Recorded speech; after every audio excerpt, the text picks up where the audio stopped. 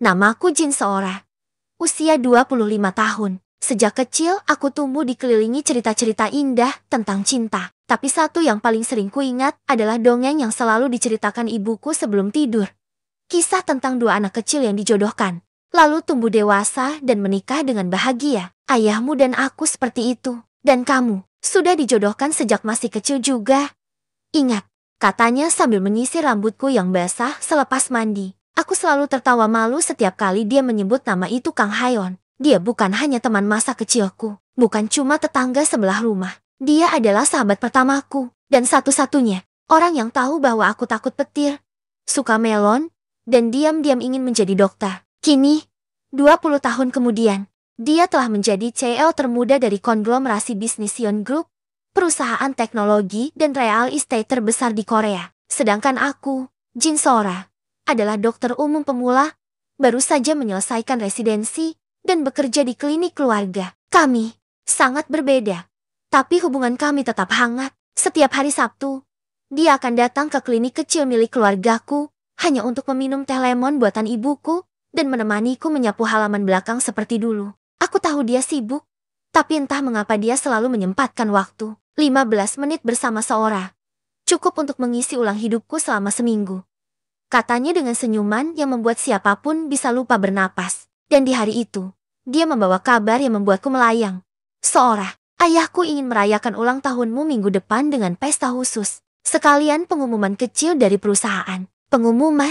Dia mengusap puncak kepalaku dengan lembut. Bukan cuma pengumuman perusahaan. Aku ingin semua orang tahu bahwa kamu adalah satu-satunya wanita yang akan jadi pendampingku seumur hidup. Aku terdiam, mataku memanas. Aku terlalu bahagia untuk berkata apa-apa. Selama ini, kami memang belum mengumumkan pertunangan kami pada publik.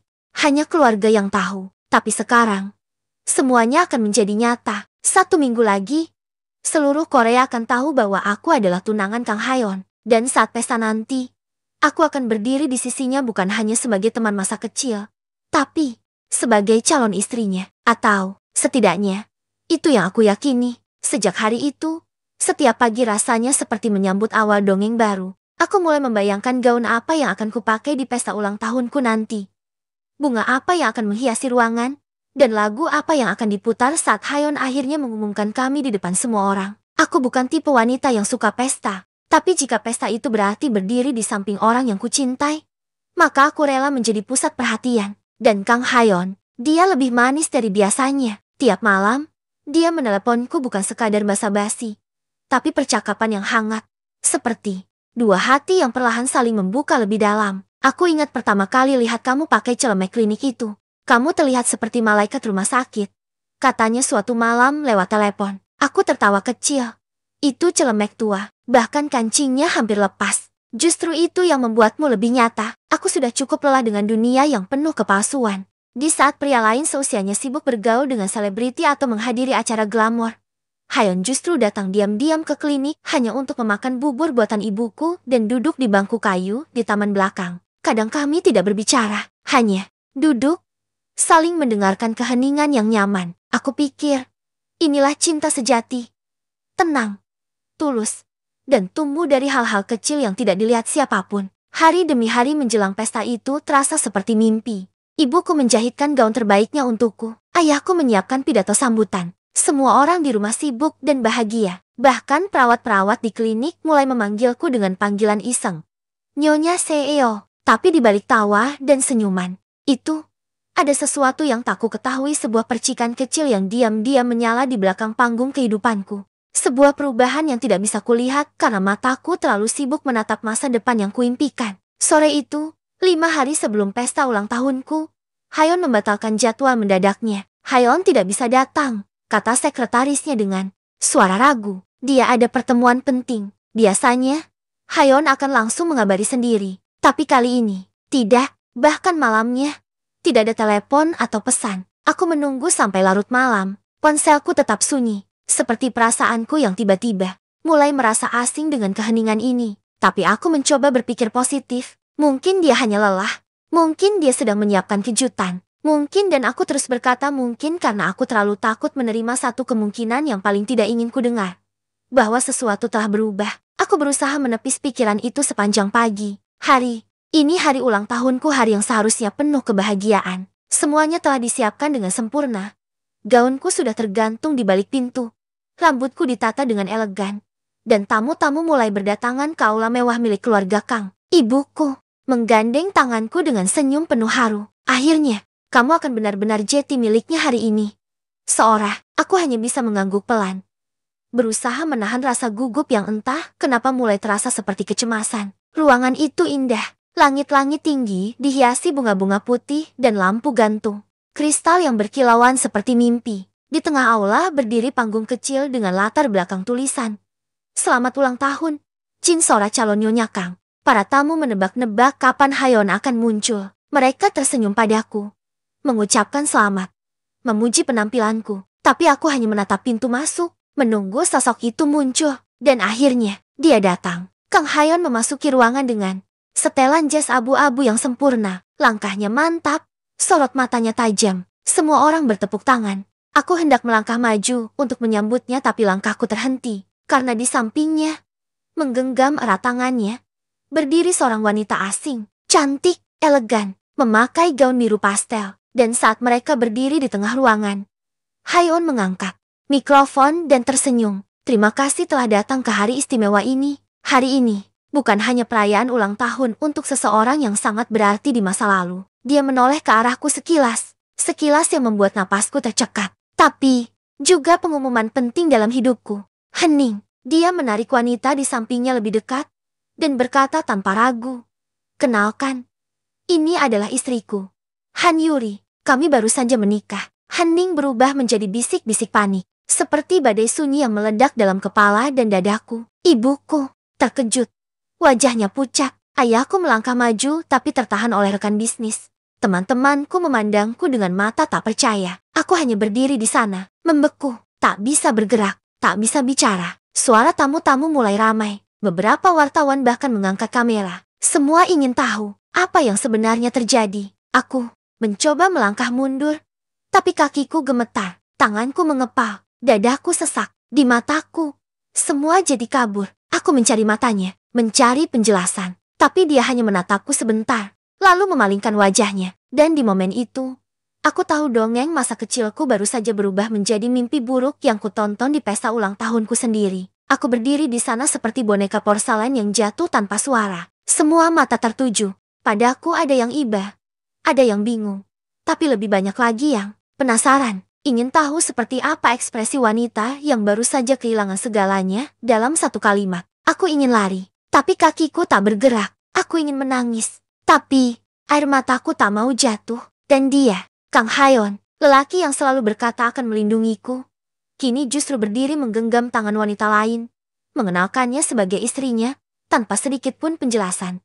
Apalagi permintaan maaf. Yuri tersenyum sopan dan membungkuk ke arah para tamu. Saya Han Yuri. Senang bertemu kalian semua. Saya harap kami bisa menerima restu. Restu. Aku ingin berteriak, tapi suaraku terkunci dalam tenggorokanku. Ibuku memegang lenganku erat. Seolah tubuhku bisa rubuh kapan saja. Sora, ayo kita pergi. Tapi sebelum aku bisa berbalik, langkah Hayon menghampiriku. Dia berdiri di depanku, dekat, tapi terasa sangat jauh. Maafkan aku, katanya pelan. Nyaris tak terdengar di tengah riuhnya aula. Itu saja, hanya 2 kata, maafkan aku. Lalu dia kembali ke sisi wanita itu, meninggalkanku di antara tatapan tamu yang masih bingung membedakan mana yang benar aku yang dijodohkan sejak kecil, atau wanita yang entah dari mana datangnya. Aku keluar dari aula tanpa menoleh. Gaun indahku terseret lantai marmer, dan langkahku terasa seperti menapaki pecahan kenangan yang baru saja dihancurkan olehnya. Aku mengurung diri selama 3 hari. Telepon tak kusentuh. Makanan tak kusentuh. Aku bahkan tak tahu jam berapa sekarang. Yang kupikirkan hanya satu hal. Kenapa? Kenapa dia berubah? Kenapa tidak bicara? Kenapa? Bukan aku. Ibuku mencoba menghiburku. Tapi suaranya tenggelam di antara ribuan pertanyaan yang menyesaki kepalaku. Ayahku ingin menuntut keluarga Kang secara hukum. Tapi aku menghentikannya. Bukan karena aku tak marah, Ayah. Tapi karena aku ingin tahu apa yang sebenarnya terjadi. Dan di hari keempat, aku duduk di depan cermin, menatap pantulan wajah yang tak lagi ku kenal. Kalau dia memilih wanita itu karena cinta, aku bisa belajar menerima. Tapi kalau ada alasan lain, maka aku berhak tahu kebenarannya. Tapi semakin aku mencari, semakin dunia ini terasa asing. Nama Han Yuri tiba-tiba menjadi topik utama di mana-mana. Media menggambarkannya sebagai wanita misterius yang berhasil menaklukkan CEO muda Korea dalam waktu seminggu. Seminggu? Ya, itu kata yang paling sering muncul di setiap artikel. 7 hari. Aku bahkan sudah mencintainya 20 tahun. Tapi kalah dalam 7 hari. Bisikku sendiri sambil membaca salah satu berita yang memajang foto mereka tertawa di bandara entah akan kemana untuk bulan madu mereka. Ibuku jatuh sakit karena stres. Ayahku tak mau membahasnya lagi. Dan aku ditinggalkan dalam kekosongan yang tak bisa dijelaskan. Teman-teman mulai menjauh perlahan. Mungkin karena tak tahu harus bicara apa. Mungkin juga takut ikut terbawa drama media yang menyudutkanku sebagai tunangan gagal. Bahkan klinik tempatku bekerja mulai kehilangan pasien. Seseorang menyebarkan gosip bahwa aku ditolak karena sifatku yang keras kepala. Ada juga yang bilang aku terlalu ambisius. Lucu, selama ini aku dikenal lembut dan sabar. Tapi satu tragedi bisa mengubah pandangan orang seketika. Aku menyadari satu hal. Dunia tidak peduli berapa lama kau bertahan mencintai seseorang. Dunia hanya melihat siapa yang berdiri bersamanya hari ini. Dan hari ini, bukan aku. Tapi aku tidak bisa tinggal diam dalam bayang-bayang. Malam itu, aku duduk di balkon kecil kamar apartemenku sambil menatap langit yang sama gelapnya dengan pikiranku. Aku membuka laci meja tua di sebelah tempat tidur. Di dalamnya ada kotak kayu kecil berisi surat-surat masa kecil dari Haeon. Surat yang dulu dia sembunyikan di balik pohon plum di taman belakang rumah kami. Salah satunya masih tersimpan. Rapi, kalau aku jadi CEO nanti, aku akan nikahin kamu duluan sebelum urus perusahaan. Aku janji. Seorang, aku tersenyum pahit. Janji hanyalah kata-kata indah sebelum kenyataan datang dan menghancurkannya. Aku tahu aku tak bisa terus begini. Aku harus berdiri lagi bukan untuk mengejarnya, tapi untuk mengejar kebenaran yang telah dirampas dariku. Jika dia berubah karena cinta, aku akan mundur. Tapi kalau dia terpaksa menikah karena sesuatu yang disembunyikan, maka aku akan kembali. Bukan sebagai wanita yang ditinggalkan, tapi sebagai seseorang yang berhak tahu jawaban yang sebenarnya. Aku tak bisa menunggu keajaiban datang. Jika aku ingin tahu alasan sebenarnya, aku harus mencarinya sendiri. Dengan kedua tanganku, dengan logika dan luka yang masih belum sembuh. Maka, aku mulai menyusun rencana. Bukan balas dendam, aku tak ingin menyakitinya. Aku hanya ingin tahu, kenapa lelaki yang menjanjikan seluruh hidupnya padaku tiba-tiba mengucapkan janji yang sama pada wanita lain yang baru ia kenal 7 hari. Langkah pertamaku, mencari tahu siapa Han Yuri sebenarnya. Aku mulai dari tempat yang paling sederhana, media sosial. Tapi semua akun milik Yuri terlihat baru, bersih. Tidak ada jejak masa lalu. Semua postingannya hanya menampilkan momen-momen sempurna sejak menikah dengan Haeon. Terlalu sempurna. Aku lalu mencoba menghubungi teman-teman lamaku yang dulu bekerja di dunia jurnalisme. Salah satunya, Jiwoo, masih bekerja di bagian riset media salah satu majalah bisnis. Aku bisa bantu. Tapi kenapa kamu mencarinya? Seorang, karena aku ingin tahu siapa wanita yang datang dan menghancurkan hidupku dalam 7 hari. Jiwoo menarik napas panjang. Aku nggak tahu ini kebetulan atau bukan. Tapi beberapa bulan lalu, nama Han Yuri sempat muncul di daftar pewaris perusahaan kimia milik keluarga Han Group, perusahaan saingan terbesar Hyun Group. Aku membeku. Saingan perusahaan. Jadi, ini bukan sekadar kisah cinta yang lebih aneh. Seorang, Han Group hampir bangkrut 2 tahun lalu. Tapi entah bagaimana, mereka kembali stabil hanya dalam waktu setahun. Dan pernikahan Yuri dengan Haeon diumumkan tak lama setelah rumor merger antar perusahaan mulai beredar. Merger, pernikahan, politik, hatiku mulai paham. Meski pikiranku masih menolak. Jadi, apakah Haeon dipaksa menikahinya untuk menyelamatkan perusahaannya? Tapi kenapa tidak bicara padaku? Kenapa tidak menjelaskannya? Kenapa memilih diam dan menyakitiku seperti ini? Aku menatap langit senja dari jendela stasiun saat kereta menuju Seoul Central melintas. Langkahku berikutnya, satu-satunya yang bisa memberiku jawaban langsung, adalah bertemu Haeon. Dan untuk itu, aku harus masuk kembali ke dunianya. Bukan sebagai wanita masa lalunya, tapi sebagai profesional yang tak bisa ia tolak. Sebagai dokter pribadi ibunya. Kebetulan, atau mungkin takdir, ibunya baru saja kembali dari rumah sakit setelah serangan ringan akibat tekanan darah. Aku mengajukan diri ke klinik tempat beliau dirawat, dan setelah beberapa diskusi, mereka menerimaku sebagai pendamping medis rumahan. Besok, aku akan kembali ke rumah yang dulu sering kami lewati bersama saat kecil. Rumah keluarga Kang. Tapi kali ini, Aku kembali dengan tujuan,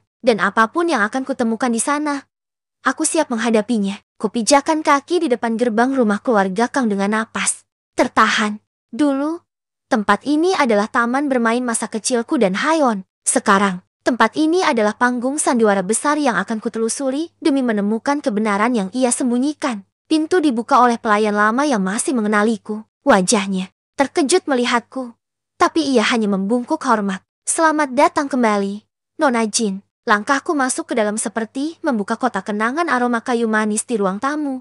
Denting piano tua dari ujung lorong, dan cahaya lembut dari jendela besar di sudut ruang keluarga. Semua terasa familiar dan sekaligus asing. Nai, Kang. Ibu Hayon menyambutku di kursi roda dengan senyum lemah. Aku dengar kamu ingin jadi dokter pendampingku. Kukira kamu tak akan pernah ingin kembali ke rumah ini lagi. Aku membungkuk hormat. Saya tidak kembali sebagai seseorang dari masa lalu, Nyonya, tapi sebagai profesional yang akan membantu Anda pulih. Ia menatapku lama. Ada luka di matanya, tapi juga keteguhan. Baiklah, seorang, tapi hati-hati. Rumah ini sudah banyak berubah. Dan beliau benar. Baru 1 jam aku berada di sana, aku langsung menyadari sesuatu.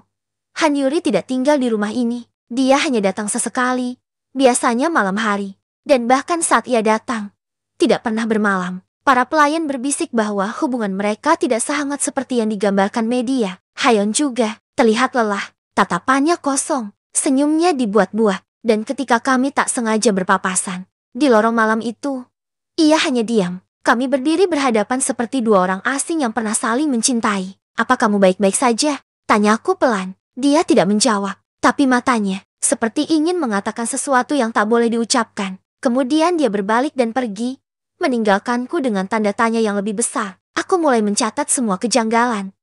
Mereka menikah, tapi tinggal terpisah. Hayon semakin jarang muncul di kantor. Yuri tampak gugup setiap kali berbicara dengan ayah Hayon. Dan yang paling mencurigakan, ada dokumen merger di meja kerja keluarga yang belum ditandatangani. Ada yang disembunyikan. Ada tekanan yang membuat semuanya terlihat seperti panggung sandiwara. Dan di malam ketiga, saat aku sedang membantu Nai Kang meminum obat, beliau berkata dengan suara pelan namun tegas, "Jika kamu benar-benar ingin tahu alasan anakku menikahi wanita itu, jangan tanya pada Hayon." Aku menoleh, tanya pada ayahnya. Kalimat itu menggema di kepalaku sepanjang malam. Kalimat pendek yang menjungkir balikan dugaanku selama ini. Aku pikir semuanya tentang cinta, tentang perasaan yang berubah. Tapi ternyata, ini lebih dari sekadar cinta. Ini tentang kekuasaan, tentang sesuatu yang jauh lebih besar. Keesokan paginya, aku memberanikan diri menemui Tuan Kang.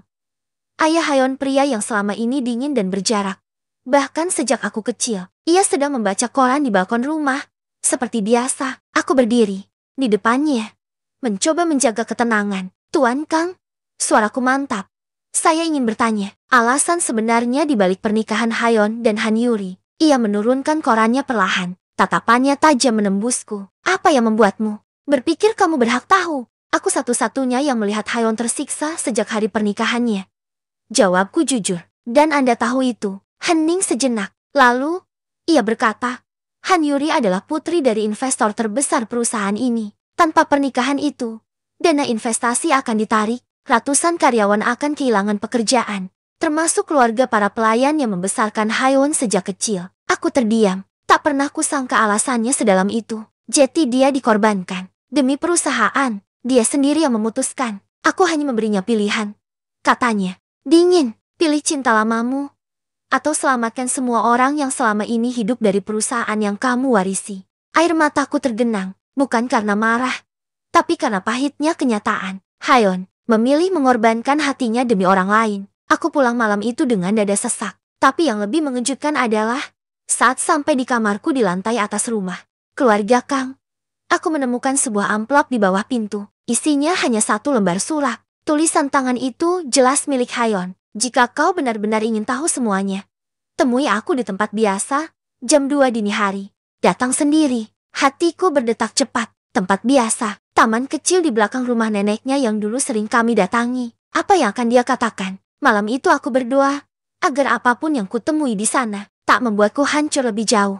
Langkah kakiku menyusuri jalan setapak taman kecil itu terasa berat, seperti menyeret semua beban yang ada di dadaku. Angin dini hari dingin menusuk kulit, Tapi hatiku lebih dingin penuh kegelisahan dan tanya yang belum terjawab. Lampu taman yang redup membuat bayangan Haeon tampak samar. Ia berdiri membelakangiku dengan jas abu-abu yang mengingatkanku pada momen-momen di masa lalu. Saat dia menungguiku di stasiun.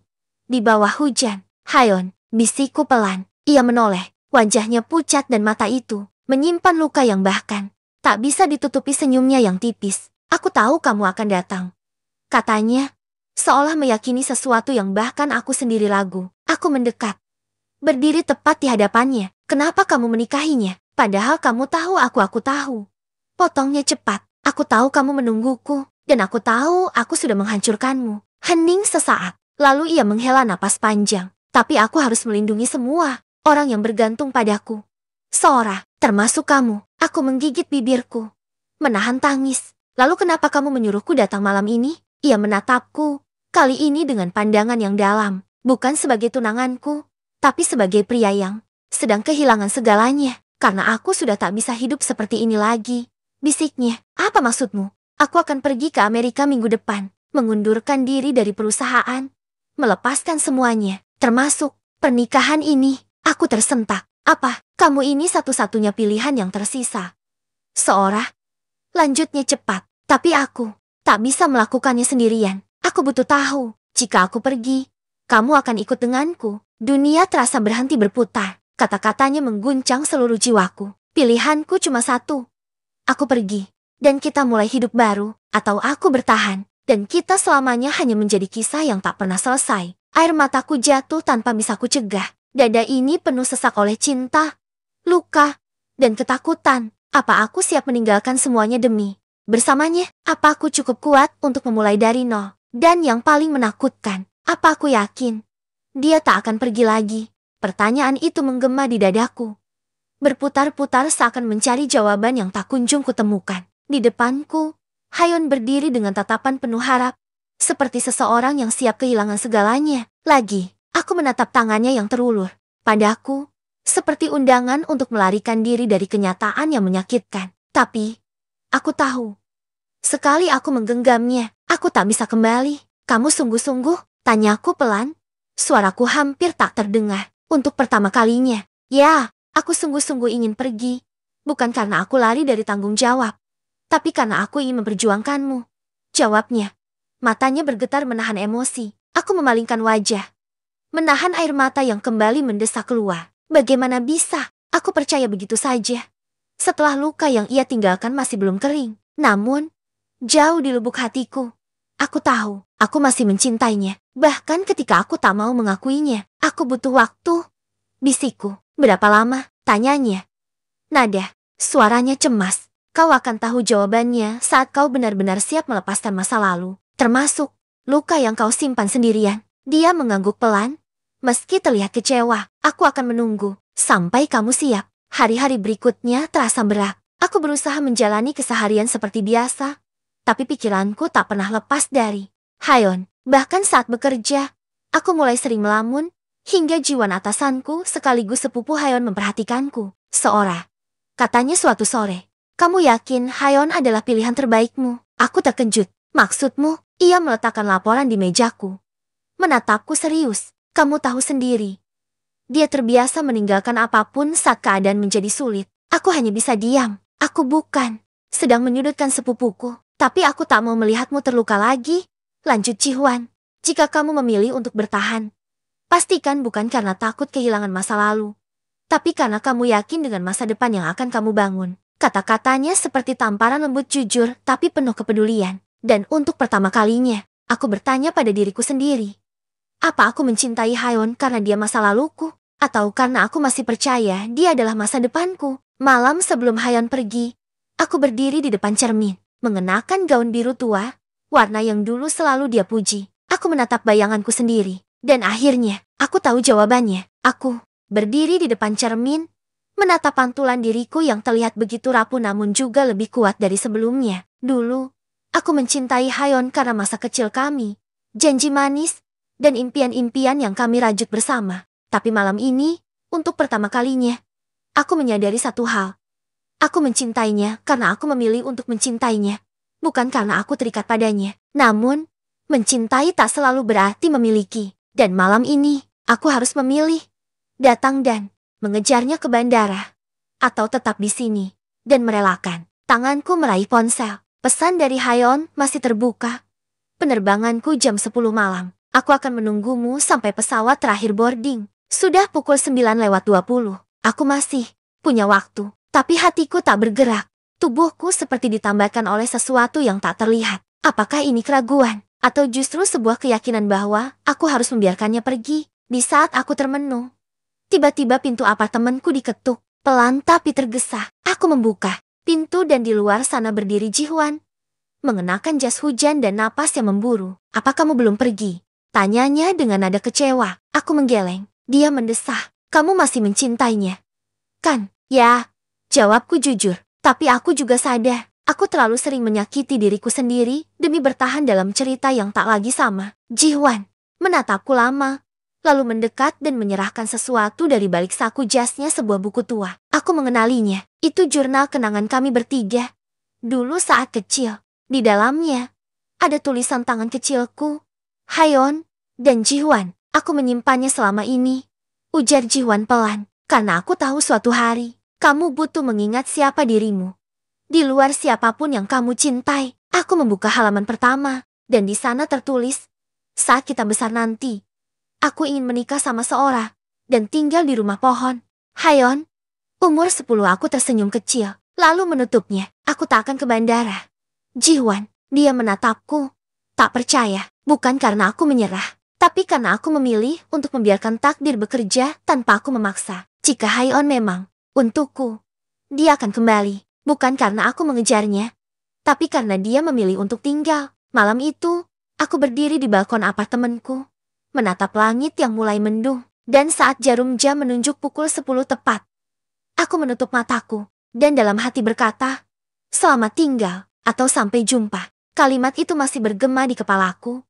Bahkan ketika hujan mulai turun pelan di luar balkon, aku tetap berdiri di sana, membiarkan angin malam menyentuh wajahku yang masih hangat oleh emosi. Tidak ada air mata, hanya ada ruang kosong di dada, seperti rumah yang penghuninya baru saja pergi dan tak meninggalkan apa-apa selain kenangan di dindingnya. Kupikir setelah semua ini, aku akan merasa lega.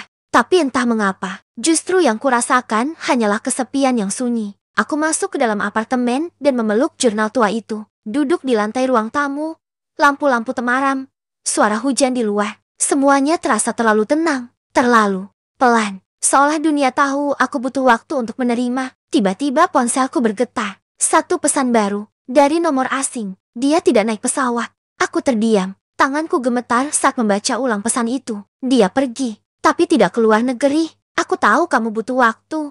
Jadi aku hanya ingin bilang, dia masih di Seoul, tapi mungkin tidak lama. Tanpa nama, tanpa tanda tangan. Tapi aku tahu siapa pengirimnya. Ji-hwan. Dadaku bergetar. Apa maksudnya Haeon tidak naik pesawat? Kenapa? Tapi aku tak sempat berpikir lebih jauh karena saat itu, suara bel pintu berbunyi. Aku bangkit. Jantungku berdegup begitu kencang. Langkahku pelan, seolah takut membuka kenyataan. Tapi saat pintu terbuka, bukan Haeon, bukan juga Ji-hwan, tapi Ibu Haeon. Wajahnya pucat, matanya tampak lelah seolah tak tidur semalaman.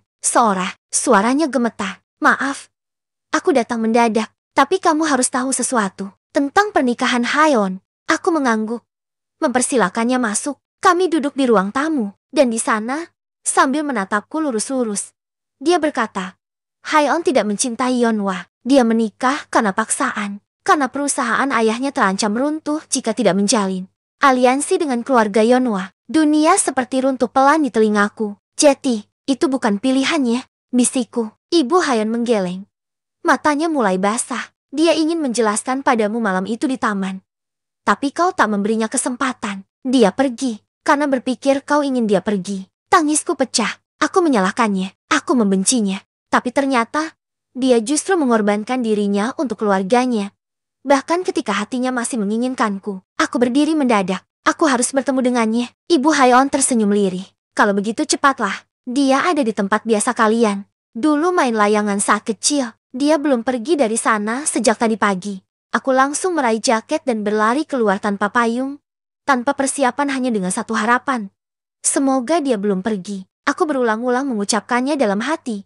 Seakan mantra itu bisa menahan waktu. Hujan semakin deras, membasahi rambut dan pakaianku saat aku berlari menyusuri taman yang kini lengang. Tempat itu tak banyak berubah. Padang rumput luas, satu pohon besar tempat kami dulu mengikat benang layangan, dan bangku kayu yang sekarang tampak tua semuanya masih ada. Dan di sana, di bawah pohon besar itu, dia berdiri, Hayon, dengan setelan yang sudah basah kuyup, rambut berantakan, dan tatapan yang langsung menoleh padaku begitu aku mendekat. Sejenak kami hanya saling menatap. Tak ada kata, hanya suara hujan dan detak jantungku yang menggema di dada. Aku mendekat pelan. Kau belum pergi, bisikku, nyaris tak terdengar. Dia tersenyum tipis. Kalau aku pergi, aku takut tak bisa kembali. Aku ingin memeluknya saat itu juga. Tapi aku masih menahan diri, mencoba mencari jawaban. Mengapa kau tidak bilang apapun? Mengapa memilih pergi dalam diam? Aku ingin bilang. Suaranya serak. Tapi saat malam itu kau menyuruhku pergi. Aku pikir kau sudah benar-benar membenciku. Aku menggeleng. Air mataku mengalir bersama hujan. Dia melangkah satu langkah mendekat. Aku membencimu. Aku bisa mencium aroma hujan dari tubuhnya. Aku menikah dengan Yonhwa bukan karena cinta, katanya lirih, tapi karena ayahku. Dia mengancam akan menjual perusahaan keluarga jika aku menolak. Aku tak ingin kau ikut terbakar dalam masalahku. Aku tercekat. Sakit itu seperti datang 2 kali lipat karena aku menyadari. Bukan hanya aku yang merasa hancur. Dia pun telah lama terluka. Tapi Yonhwa tahu. Dia tahu aku mencintaimu. Lanjut. Hayon, malam sebelum pernikahan.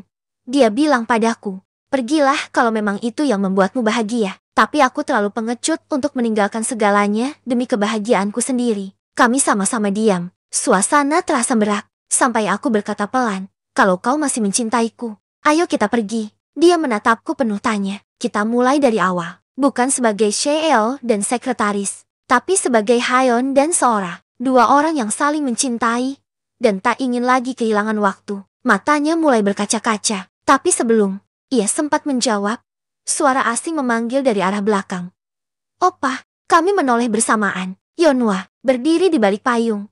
Wajahnya teduh, dan kehadirannya membekukan semua kata di mulutku. Maaf, katanya pelan. Aku tak bermaksud mengganggu, tapi sebelum kalian pergi, ada sesuatu yang harus kalian dengar. Aku menahan napas. Hayon melangkah maju. Apa maksudmu? Yonhwa, dia menunduk sejenak, lalu berkata jujur, tanpa bergetar. Aku sedang mengandung anakmu. Kata-kata itu menggema di antara hujan yang belum juga reda. Aku merasa bumi berhenti berputar. Hayon terpaku, aku terpaku. Dan di antara kami, waktu membeku. Yonhwa berdiri tenang. Wajahnya tak menunjukkan dendam atau kepalsuan. Justru yang kutangkap adalah kejujuran. Dan mungkin luka yang tak pernah ia tunjukkan sebelumnya. Hayon membuka mulut, tapi suaranya tercekat. Apa maksudmu? Kau hamil? Yonhwa mengangguk pelan, menatap Hayon dengan tatapan yang tak lagi meminta, hanya menyampaikan, aku tahu kau tak pernah mencintaiku, tapi anak ini tidak bersalah. Dia butuh seorang ayah, dan aku tak akan memaksamu memilihku. Aku hanya ingin kau tahu kenyataannya. Aku mundur selangkah tanpa sadar. Perutku terasa kosong. Bukan karena aku kalah, bukan, tapi karena aku sadar bahwa kisah cinta kami kini berada di persimpangan yang tidak bisa kami atasi hanya dengan cinta. Hayon melirikku, matanya penuh panik dan rasa bersalah. Sora, aku tidak tahu. Ini terlalu cepat. Aku tersenyum kecil, walau hatiku seolah retak perlahan. Aku tahu, aku tak pernah ingin menyakitimu. Sora, sungguh, aku menatap langit, mencoba menahan air mata. Tapi hujan yang turun membuat semuanya tak terlihat. Entah mana tetesan hujan, mana air mataku. Aku mengambil napas panjang, lalu menatap Hayon dalam-dalam. Kau harus memilih, Hayon, bukan hanya untukku, tapi untuk semua orang yang kau libatkan dalam hidupmu, termasuk dia dan anakmu. Dia menatapku, seolah ingin berkata, aku tetap mencintaimu, tapi aku tahu, cinta tidak selalu cukup. Yonhwa perlahan melangkah mundur. Aku akan menunggu jawabannya.